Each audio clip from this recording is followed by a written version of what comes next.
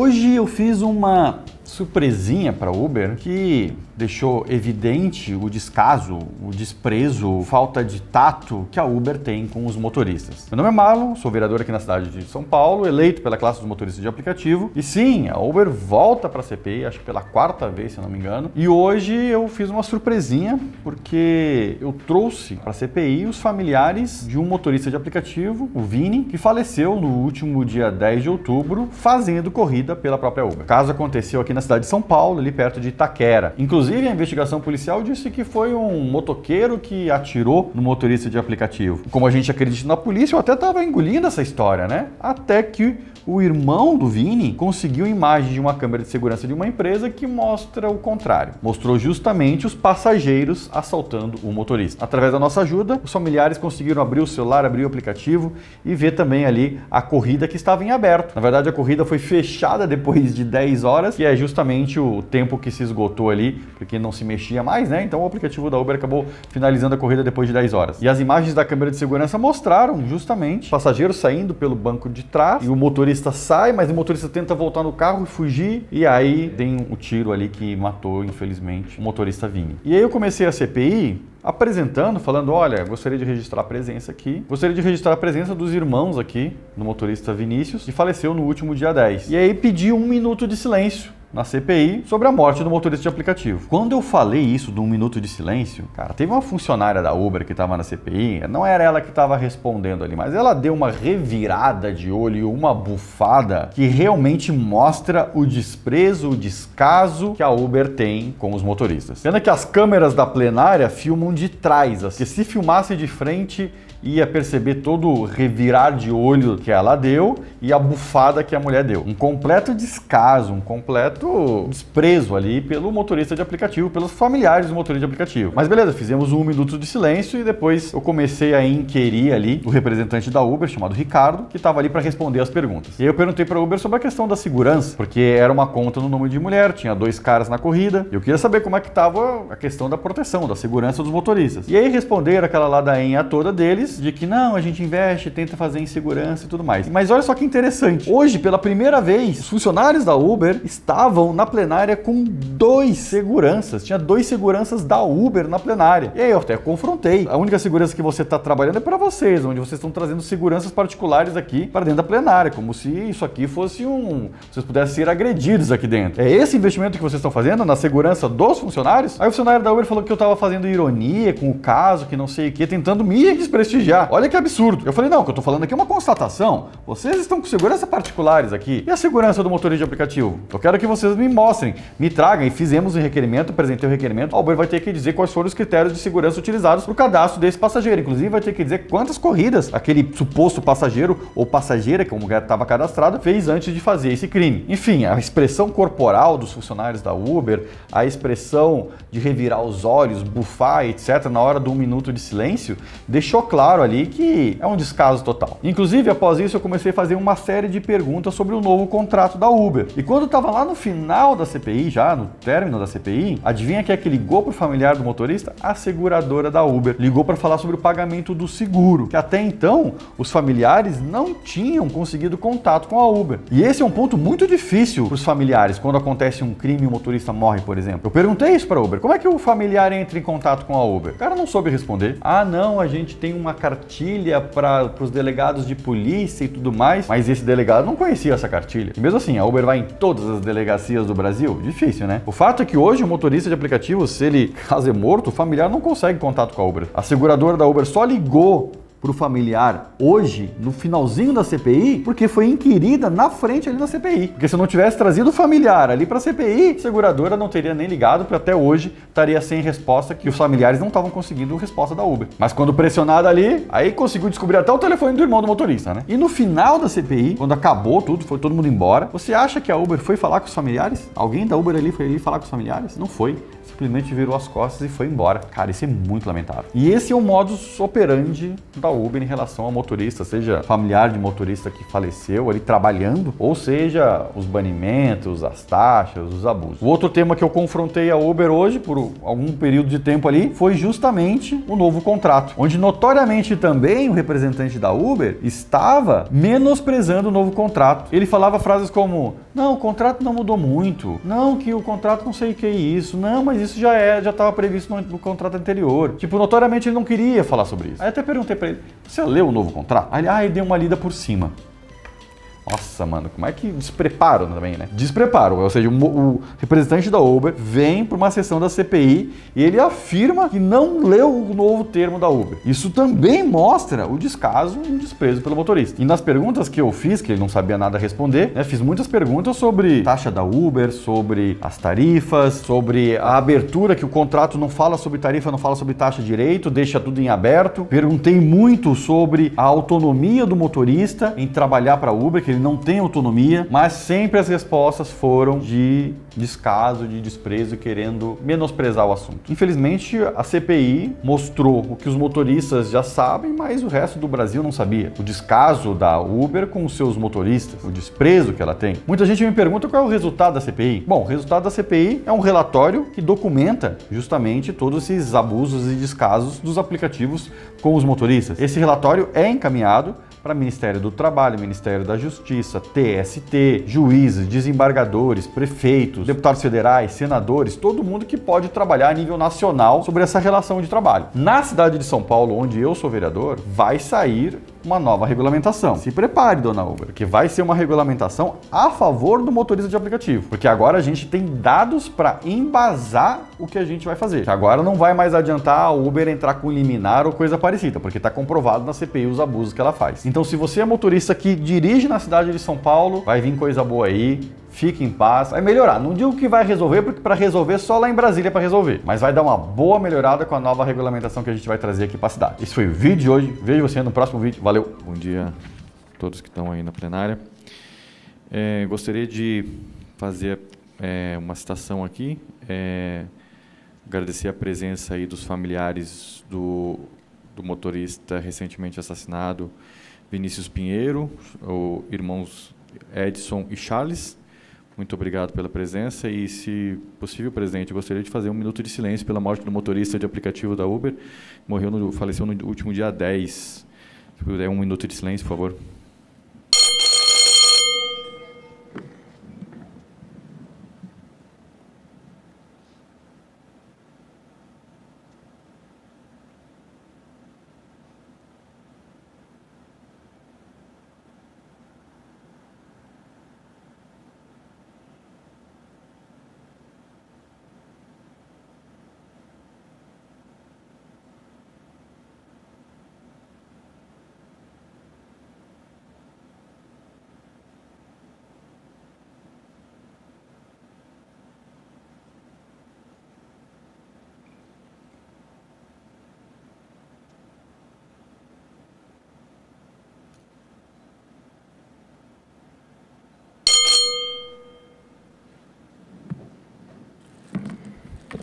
Obrigado, presidente.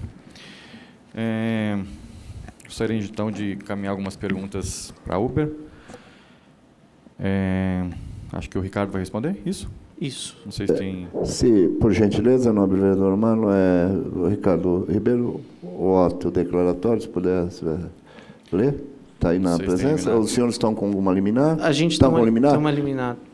Fica à vontade. Vamos quebrar o recorde dessa CPI de liminares. Já estamos com 39 liminares.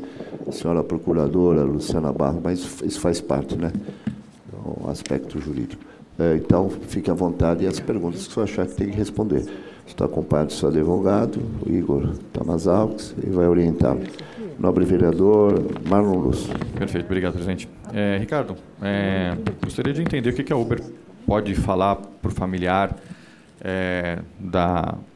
do Vinícius Pinheiro Dias, que faleceu no último dia 10,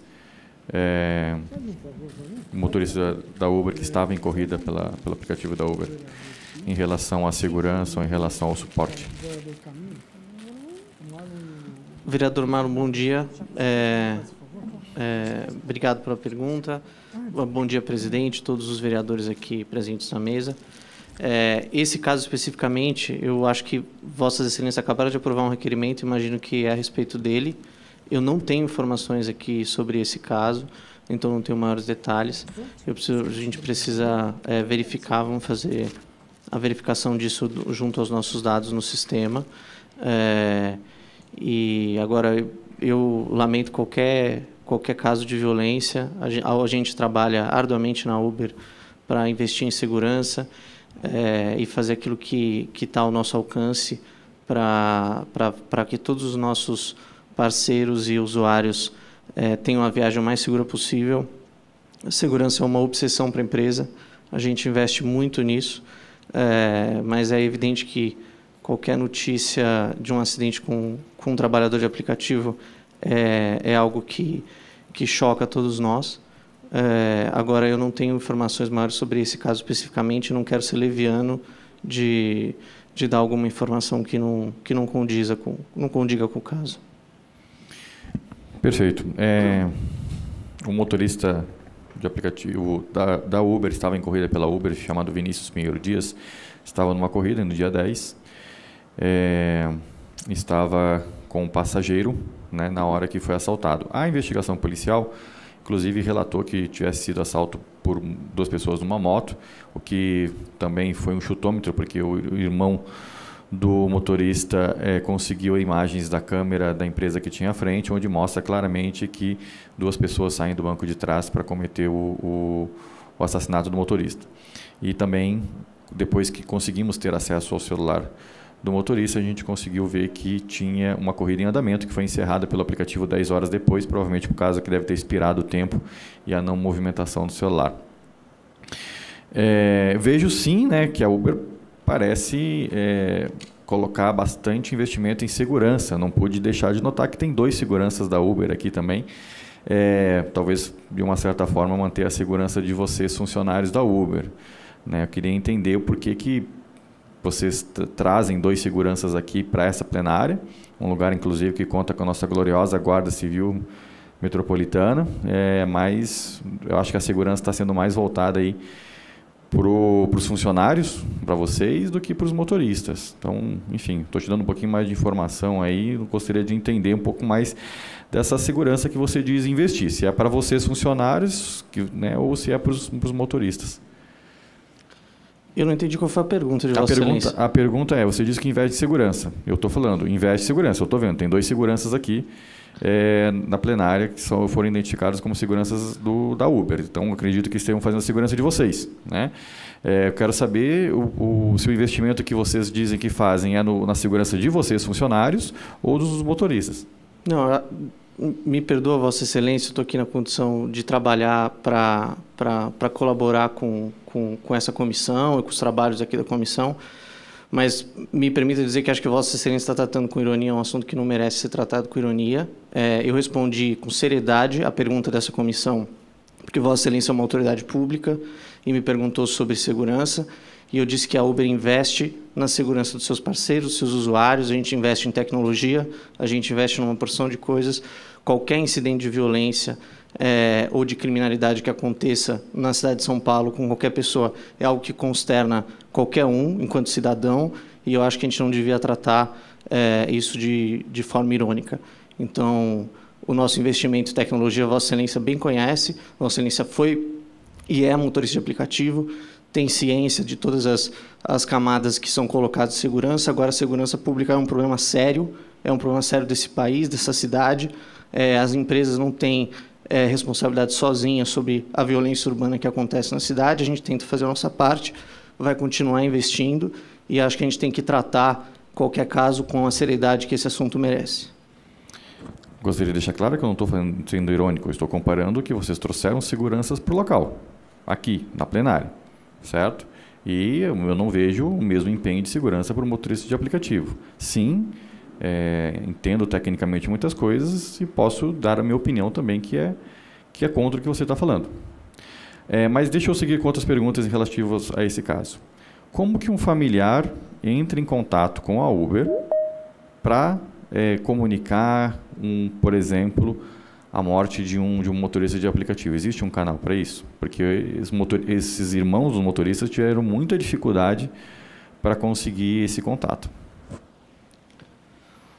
Toda vez que a gente tem algum incidente que envolve que o motorista não tem como entrar em contato com a gente pelo aplicativo, porque o incidente gerou isso, a gente tem as nossas equipes que podem atender a família e receber essa notícia dentro dos nossos centros.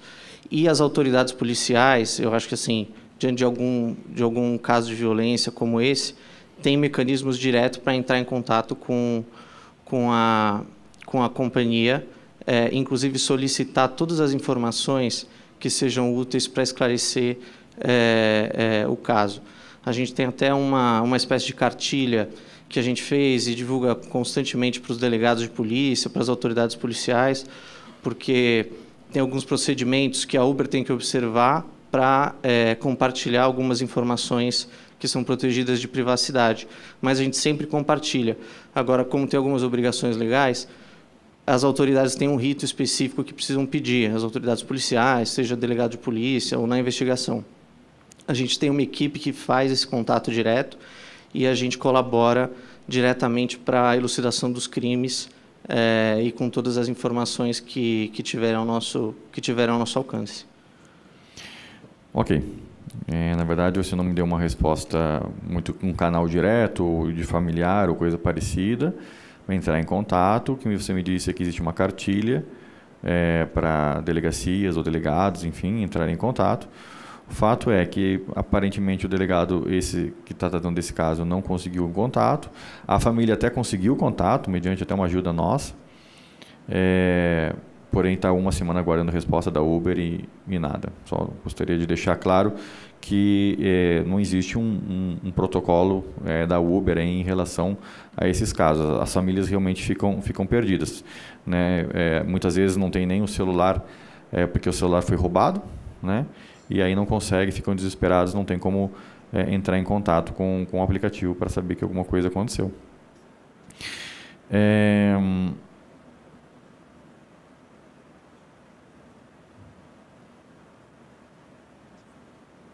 Deixa eu ver outro assunto aqui. Bom, eu fiz um requerimento que você bem viu sobre os dados da corrida, sobre, enfim, se essa passageira tinha sido cadastro novo, quais são os itens de verificação que foram feitos e tudo mais. Eu gostaria que encaminhasse essa CPI o mais rápido possível para a gente entender um pouco mais do assunto e entender qual realmente é a segurança que a Uber tem em relação a esse cadastro de passageiros. Deixa eu ver o próximo tema aqui. Vamos falar sobre o novo termo de adesão aí, publicado ainda não para todo mundo, mas para muitos motoristas, a partir do dia 4.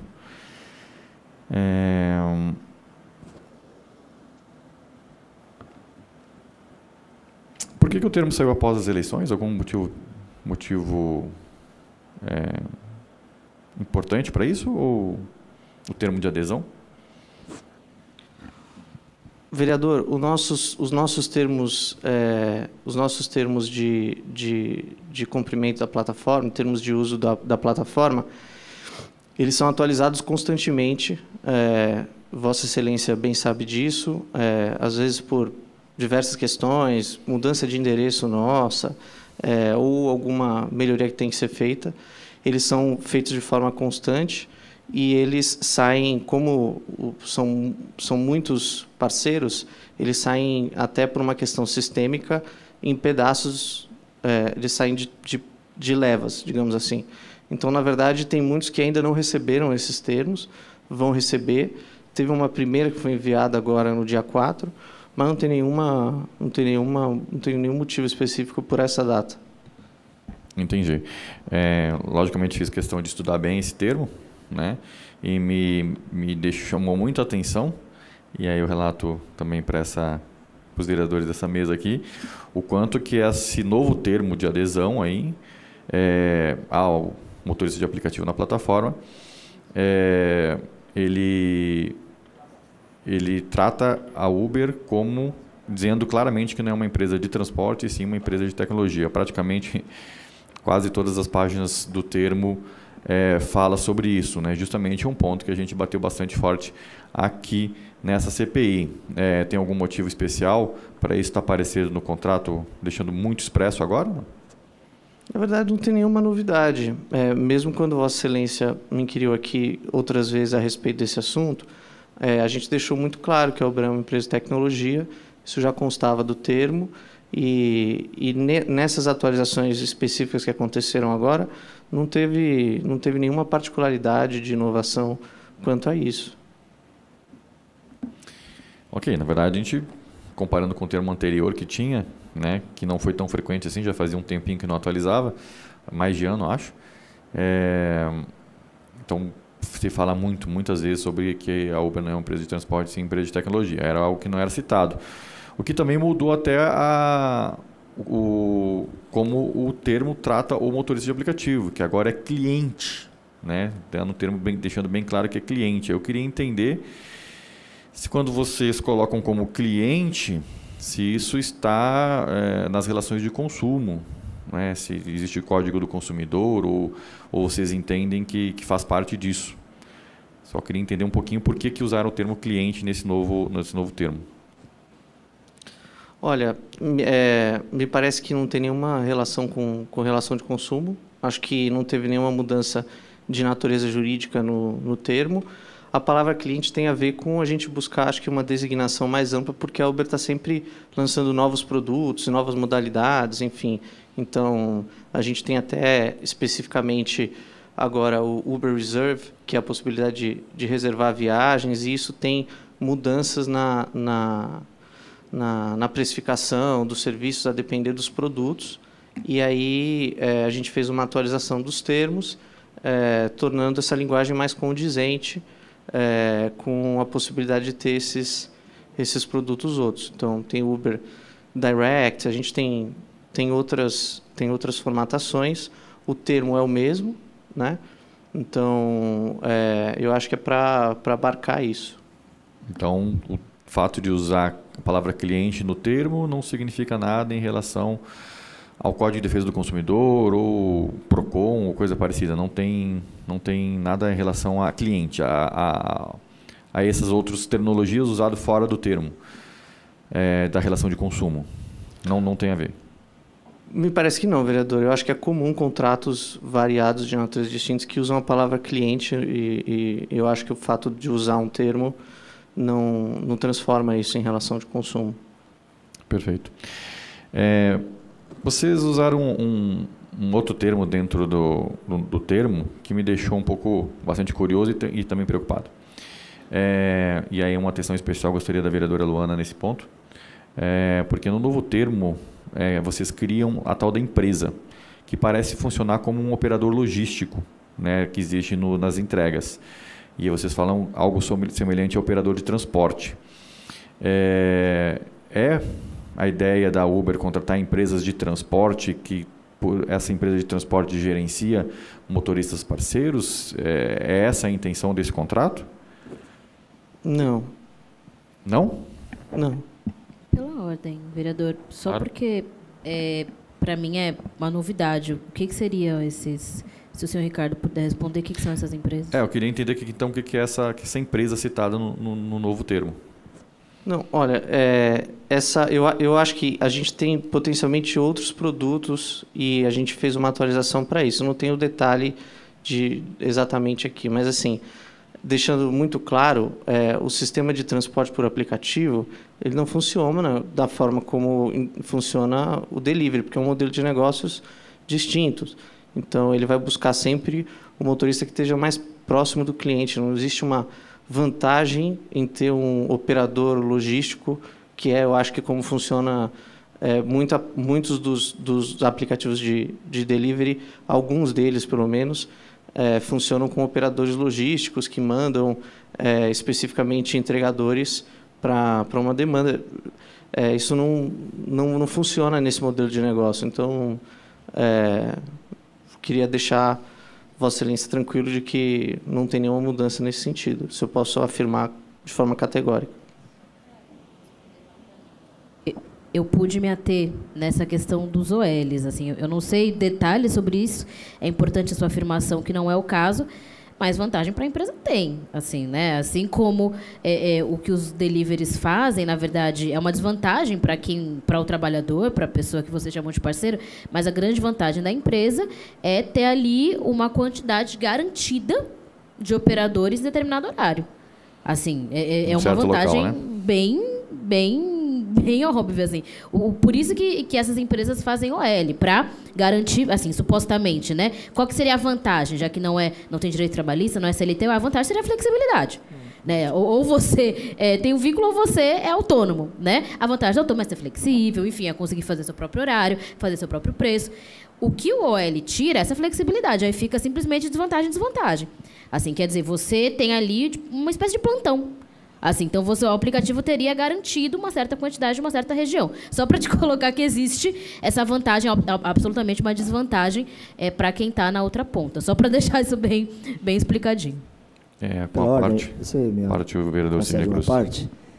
Senhor presidente, eu preciso me retirar, tenho outro compromisso, só que antes eu gostaria de deixar consignado os meus sentimentos, a minha solidariedade aos familiares do condutor de aplicativo, Vinícius Pinheiro Dias, que foi brutalmente assassinado. Eu espero que Deus conforte os corações de vocês, e que vocês recebam o apoio devido e necessário por parte da empresa. Obrigado, presidente. Obrigado, Marlon. Obrigado, vereador Sidney Cruz. Ok, entendi então que, segundo o depoimento de vocês, a ideia da empresa, que está nesse termo, não é ser um operador de transporte, embora...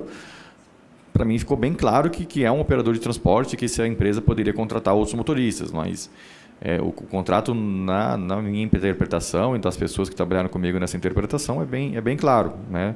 Mas você está dizendo aqui que não, é isso? Não, é isso. E assim, não quero nem entrar na polêmica, porque também não sou grande conhecedor do modelo de operação de outras empresas de delivery, entendo que possa fazer sentido para elas. O meu argumento foi relativo ao transporte de viagem mesmo. Então, a Uber não tem, no transporte de passageiros por aplicativo, essa ideia de vários motoristas esperando para fazer uma viagem. A gente tem o nosso sistema funciona com a variação do preço dinâmico como forma de incentivo por região, e deixando muito claro que não tem nenhuma mudança acontecendo nesse modelo de negócio nesse sentido. Gostaria de registrar a presença do nobre colega vereador André, do Republicanos. Eu ainda vou fazer mais algumas perguntinhas sobre o novo termo, tá? A Uber deixa bem claro no termo que ela não é responsável por nada que ocorra no aplicativo, nem por bugs, lucros cessantes, danos, assaltos, qualquer coisa ela deixa que ela não é responsável. E me parece que o contrato, né, torna o aplicativo apenas um bônus. Eu queria entender se existe algum ônus do aplicativo, porque me parece que o novo termo tenta se isentar e tenta deixar explicado diversos... dizendo que não é responsável por nenhum ônus, né? Ou seja, só bônus. Eu queria entender se existe algum ônus da qual a Uber é responsável no tema de corrida de aplicativo.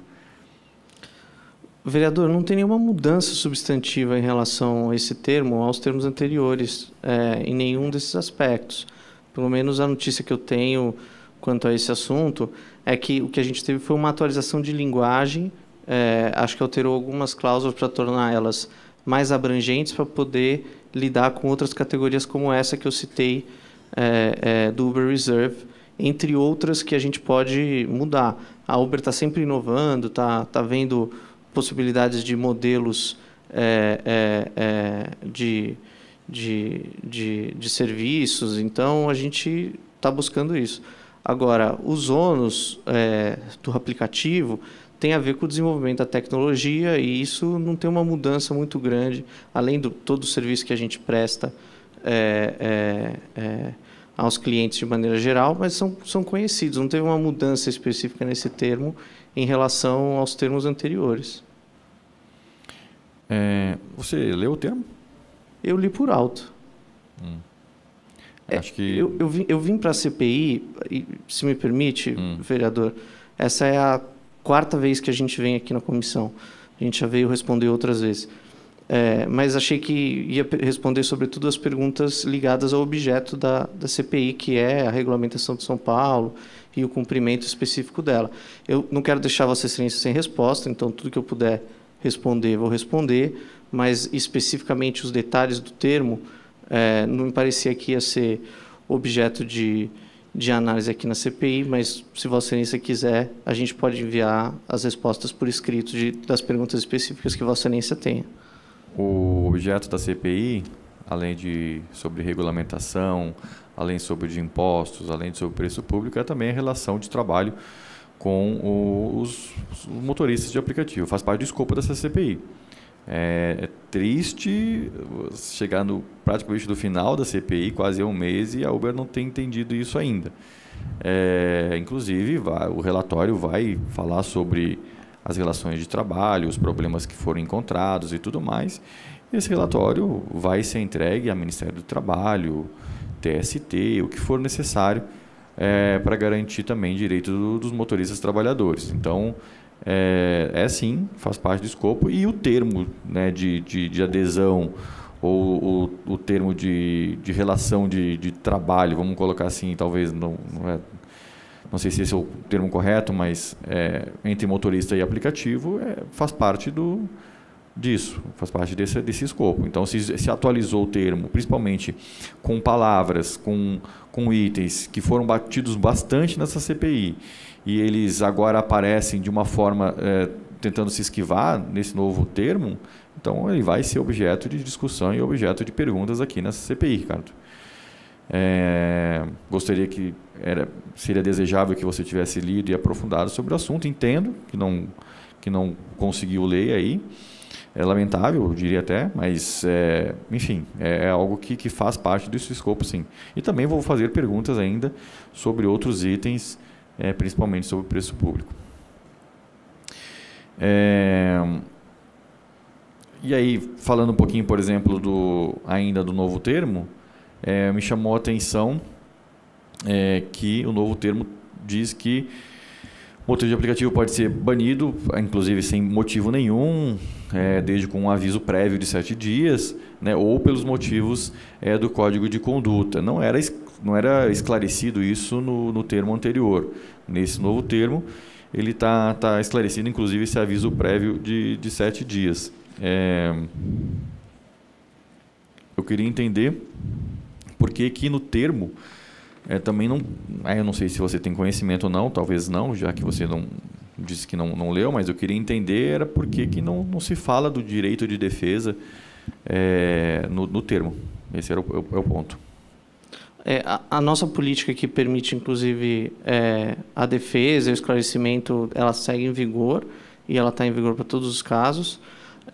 Agora, até a notícia, até onde eu tenho aqui, vereadora, essa previsão já existia de banimento e não teve uma mudança relativa a isso. Essa prerrogativa já existia, não significa que ela vai ser utilizada, mas é uma previsão contratual que sempre existiu, existe para os dois lados, e ela foi reproduzida nessa versão dos termos, mantendo algo que já existia antes.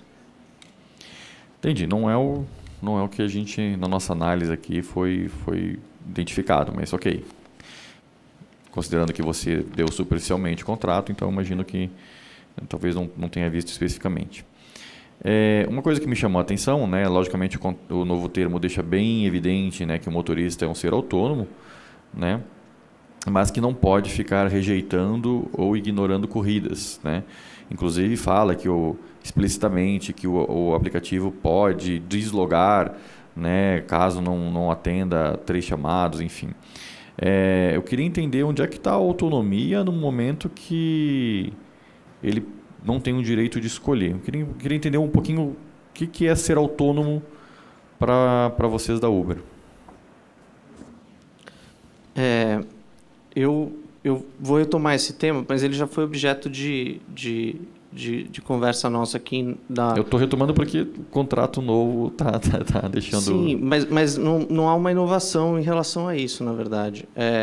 Agora, o motorista pode cancelar as viagens, ele tem autonomia para cancelar todas as viagens que ele quiser, ele tem autonomia, inclusive, para desligar o aplicativo, não pegar viagens pela Uber, pegar viagens por outro aplicativo, ele tem total liberdade de fazer isso. A gente tem, enquanto plataforma que cuida do andamento, do funcionamento da plataforma de maneira geral, a gente tem um dever de cuidado com comportamentos que sejam abusivos ou que sejam transgressores que gerem impacto para todos os membros da plataforma de maneira geral. Então, o motorista não é obrigado a aceitar as viagens.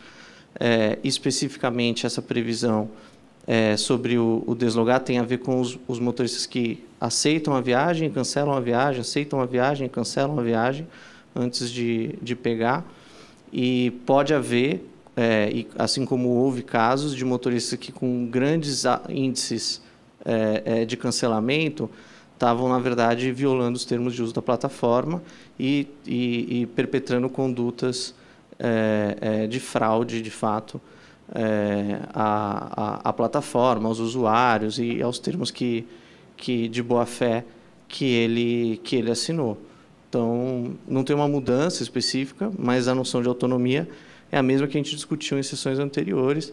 Ele tem grande autonomia para escolher a hora que ele vai trabalhar, para escolher ligar o aplicativo, mas quando ele tiver, e isso vale para os motoristas e vale para os usuários, quando eles estiverem fazendo viagens dentro do aplicativo, ele tem que respeitar os termos de uso dessa comunidade, tem determinadas condutas que podem ser passíveis de expulsão dele da plataforma, e isso vale para o motorista, isso vale para o usuário. Ok. Você me concede a parte rapidinho? Com certeza. Obrigada, Marlon.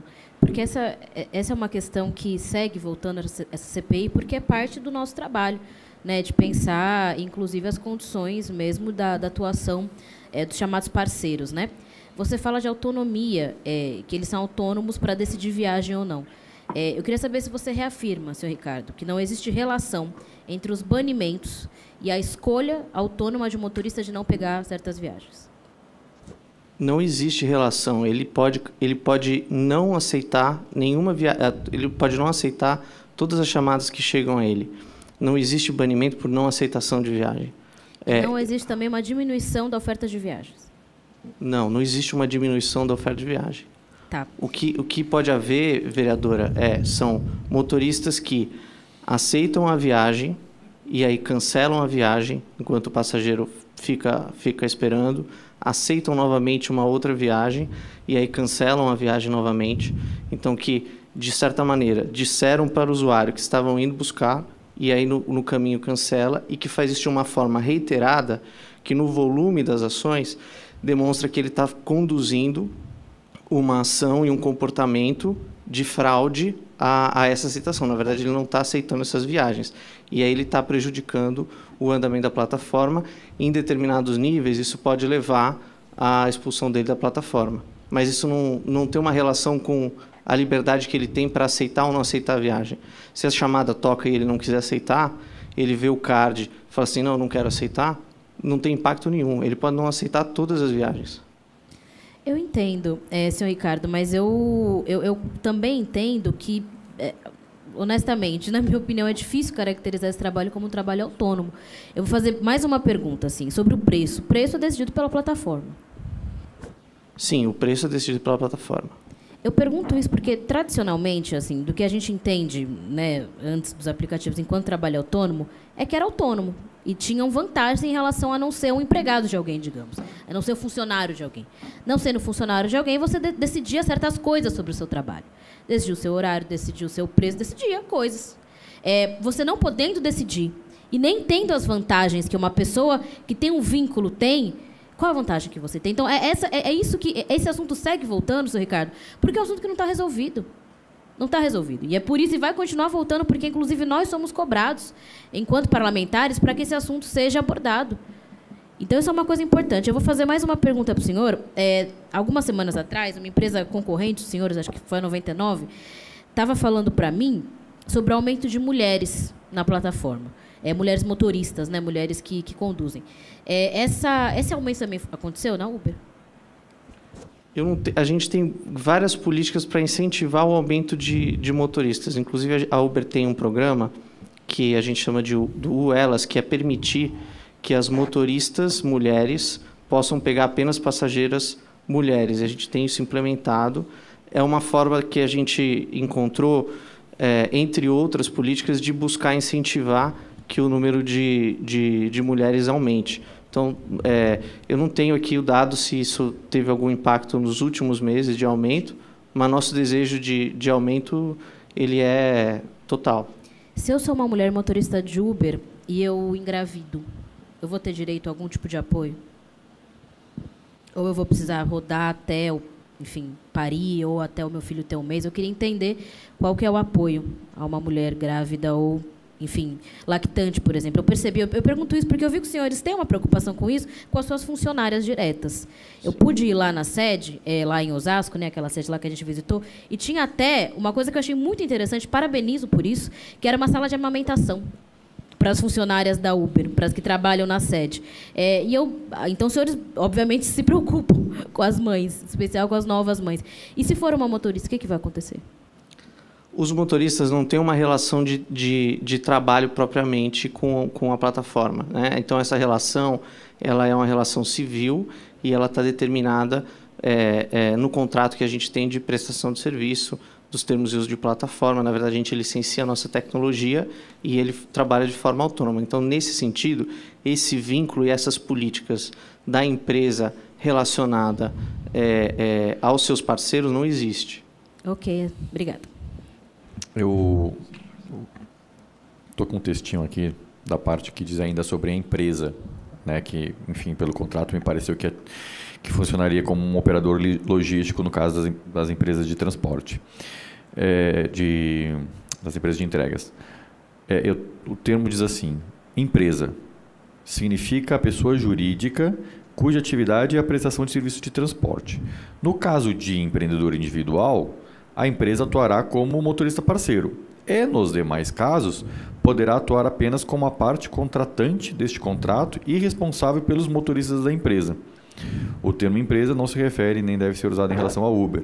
Então, me parece claro que estamos falando aqui de uma empresa que tem uma relação com a Uber, né, e que tem motoristas parceiros dentro dessa empresa, que tem relação com a Uber. Por isso, para mim, deixa bem evidente aqui que estamos falando de uma empresa de transporte conectada à Uber que tem seus motoristas parceiros. Então, não tinha isso no contrato anterior, embora você fale que tem bastante similaridade. Estou sendo justo aqui, Ricardo, de verdade. Não, de verdade, mas, vereador, se me permite, tem outros produtos da Uber que a gente busca lançar e a gente tem em modelo de teste que vão para além do Uber X, do Uber Black, enfim, e que eventualmente isso pode vir fazer sentido. Então, a Uber tem o Uber Direct, que entrega documentos, entendeu? Tem outros serviços como entrega de supermercado, tem outros serviços e outros modelos de negócio que ou a gente tem nesse momento, ou que a gente pode vir a explorar, que para que a gente possa vir a explorar, ter uma previsão disso no contrato, ela é importante. Agora, o que eu estou assegurando a Vossa Excelência é que, naquilo que é atinente aos motoristas e o serviço de transporte individual de passageiros por aplicativo, essas cláusulas não têm nenhum impacto e a gente não tem nenhum planejamento de mudança de modelo de negócio para ter uma contratação de empresa e essa empresa fornecer serviço de transporte aplicativo. A Uber não testou, não tem conhecimento de nenhum produto decidido em nenhum lugar do mundo e nós não temos esses planos para cá. Entendi. Sobre o que você falou, que você usou a frase, o motorista pode rejeitar quantas corridas ele quiser, certo? Na verdade, ele sofre um deslogamento da plataforma se ele rejeita 3. Isso está previsto também no novo termo, que antes não estava. Inclusive, é uma curiosidade, aí, antes de entrar na pergunta que eu quero fazer, por que algumas cidades do Brasil é permitido rejeitar infinitamente e em outras se é punido com deslocamento, vamos assim. Por que tem diferença do aplicativo em relação a rejeitar viagens?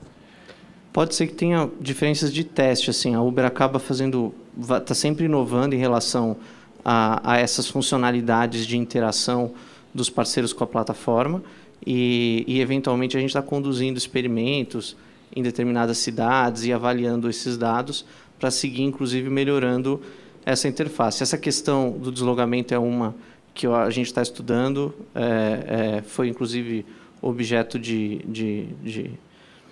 inquirição de uma outra vez que eu vim aqui. A gente entende o problema, ela tem uma preocupação de garantir que o motorista está do outro lado e que, de fato, ele está atuando para, de fato, não aceitar as viagens.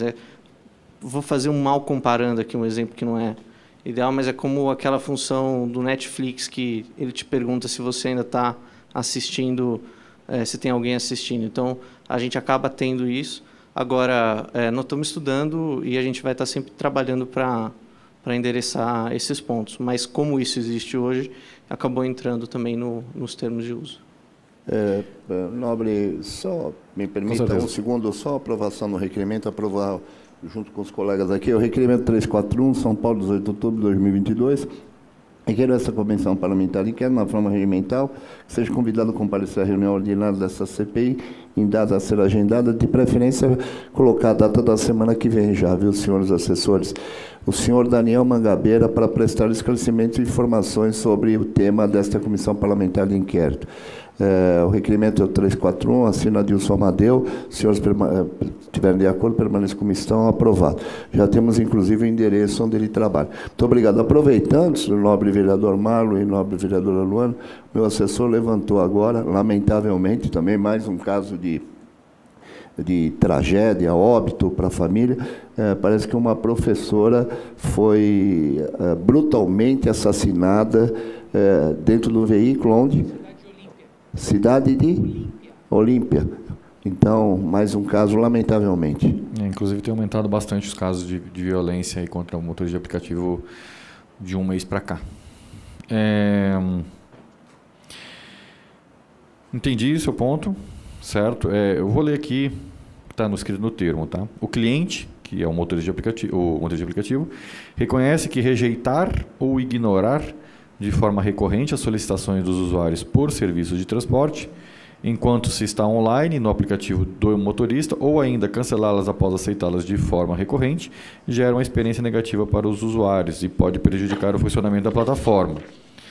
Ou seja, não só cancelar, né, mas como também rejeitar. Então, está colocando no mesmo quadrado quem rejeita e quem cancela. Só o termo está dizendo isso, tá? A minha nobre colega Luana falou um pouquinho sobre as tarifas e me pareceu que o novo termo ele deixa mais genérico aos valores que são pagos pelos passageiros, os que são pagos aos motoristas. Não fala mais, logicamente, de quilômetro rodado, não fala mais sobre alguma taxa específica e tudo mais. Inclusive, sobre pagamento em dinheiro, deixa bem claro que a responsabilidade do motorista é de realizar a cobrança.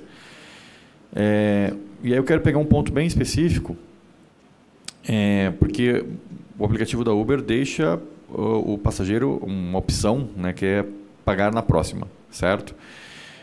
E eu queria entender o que a Uber entende desse item em relação ao Código Penal 176, onde não se pode tomar um serviço de transporte sem pagar. Então, como que isso confronta como que a Uber entende que isso confronta o funcionamento do aplicativo, o termo do aplicativo com o Código Penal? No meu entendimento, e aí eu queria entender o lado da Uber sobre isso, no meu entendimento, o aplicativo facilita o cometimento de um crime, vamos colocar assim, que está previsto no Código Penal, número 176.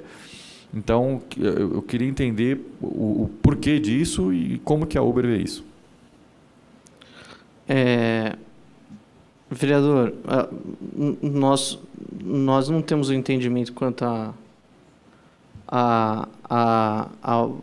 Vossa Excelência está descrevendo, acho que uma situação de estelionato, né? Não. É de não tomar serviço tomar serviço de transporte, hotel ou restaurante sem pagar, né? Então, é previsto no Código Penal e, na verdade, o que eu entendo é que o próprio aplicativo da Uber incentiva a tomar um serviço de transporte sem pagar, né?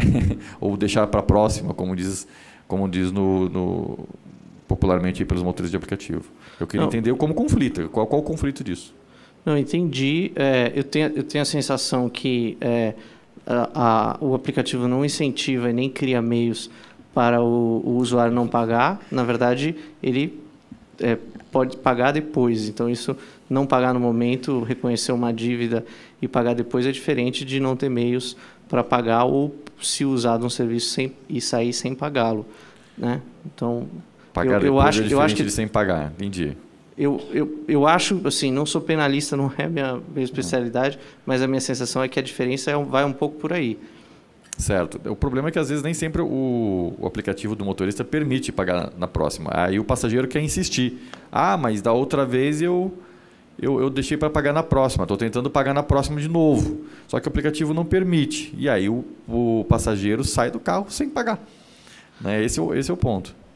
Eu entendi e acho que pode ter dificuldades operacionais que envolvam a situação do pagamento em dinheiro, principalmente quando ele é postergado, mas só para endereçar e afastar a hipótese de crime, eu acho que a gente está falando de situações distintas entre ele ter uma conta no aplicativo, essa conta tem um registro das viagens que ele fez, e no caso, se ele tiver uma dívida lá, essa dívida vai ser cobrada, e se ela não for paga, inclusive isso vai levar ao bloqueio da conta dele.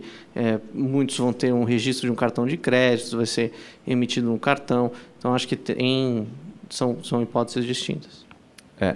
Vou deixar bem claro o que acontece com o motorista, tá? Digamos que um passageiro pegou uma corrida, deu R$10 e ele falou para o motorista, põe para a próxima. Aí o motorista aparece lá no aplicativo dele, põe para a próxima, ele coloca para a próxima. Aí esse passageiro toma faz uma nova corrida. E aí nessa nova corrida deu R$20.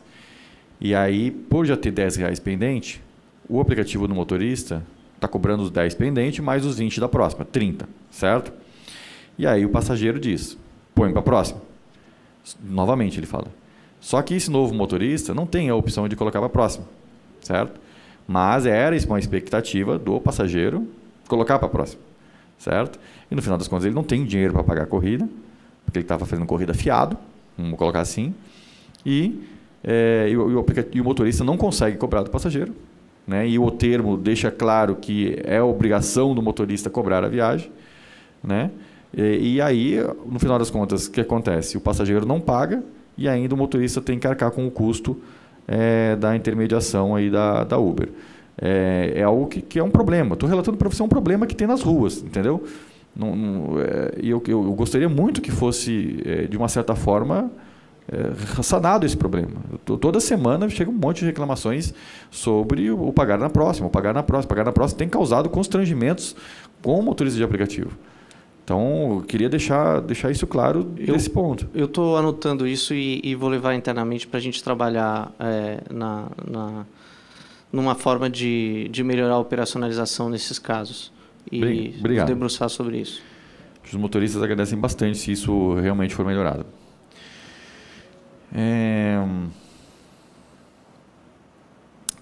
Eu achei bastante curioso a cláusula 4.12 do novo termo, onde diz bem especificamente que a Uber pode fazer promoções com o serviço do motorista.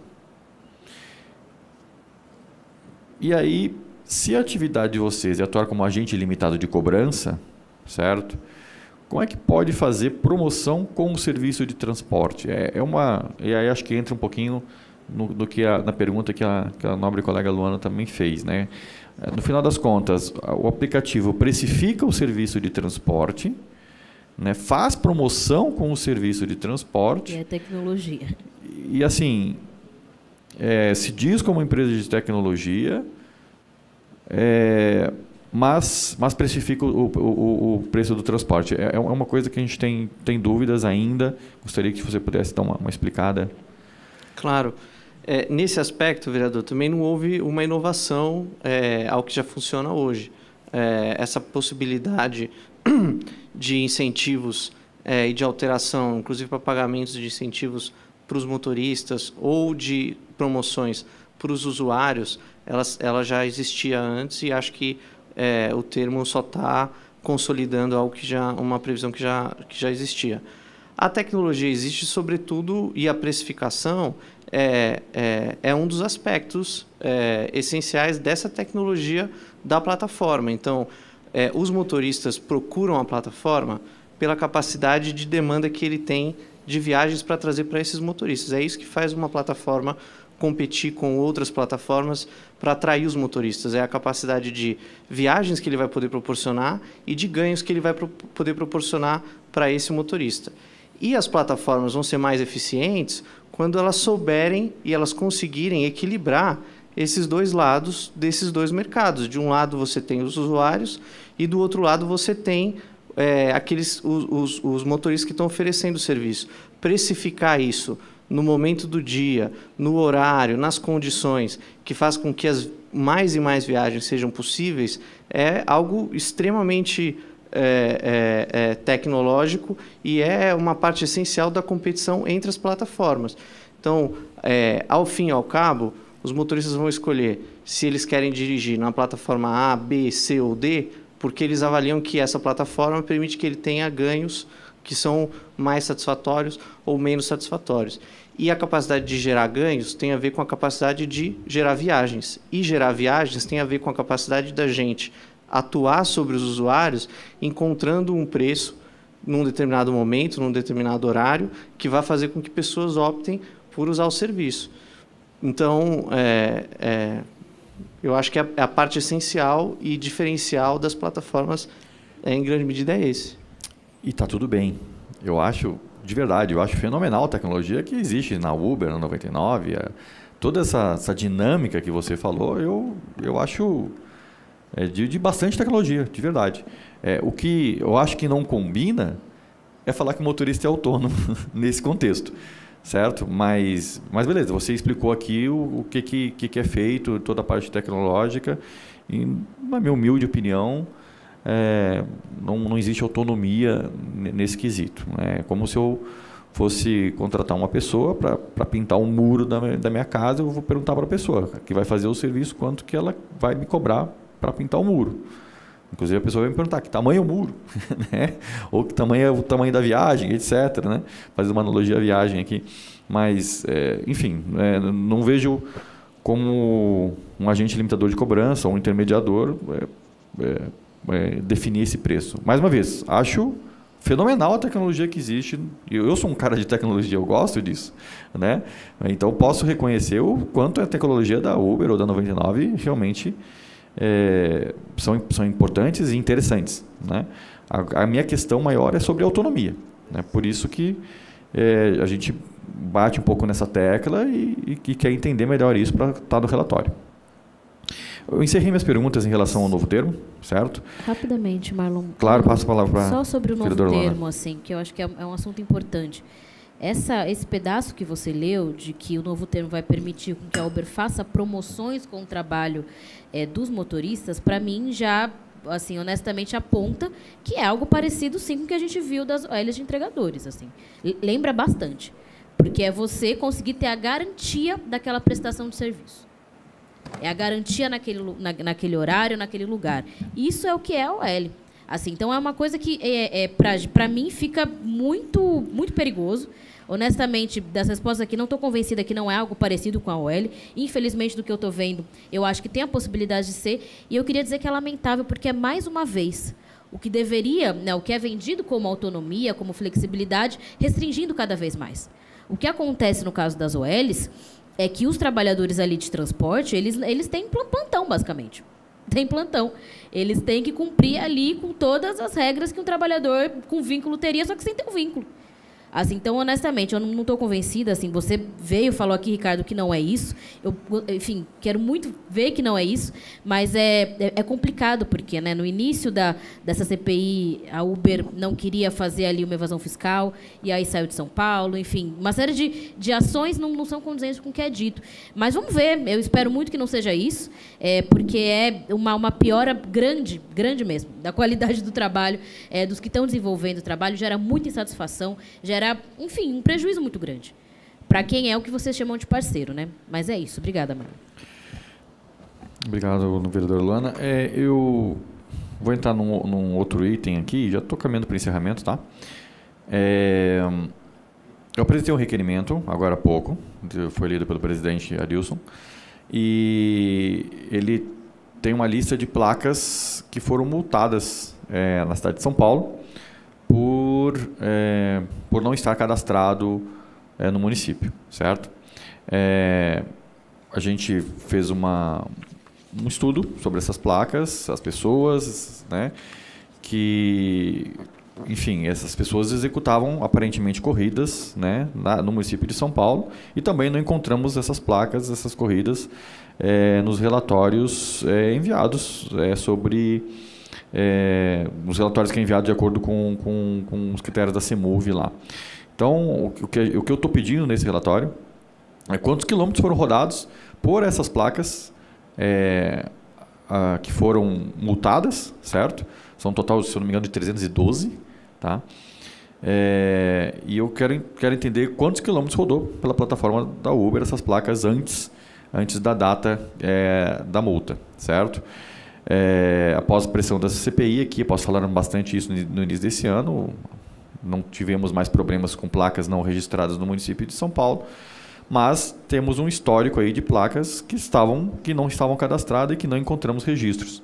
Então, gostaria de que a Uber relatasse quantos quilômetros foram rodados por essas placas e dar chance de vocês também de falar de outras placas que não foram multadas, né, que a gente não tem ciência, mas que vocês podem, de bom grado, aí, trazer a lista dessas placas aí que estavam rodando no município de São Paulo, mas não estavam de alguma forma, e aí eu não vou dizer que era uma intencional, não vou afirmar que era intencional, mas que de alguma forma não estavam chegando no município, né? Então, se vocês quiserem trazer, acho que obrigatoriamente as placas que estão mencionadas no requerimento, e se vocês de bom grado trazerem outras placas, vai ser muito bem visto, sem nenhum problema, e a gente trata isso depois. Só gostaria de explicar melhor, né, em relação ao que foi requisitado. Por enquanto, estou sem mais perguntas, presidente. Passo a palavra para você.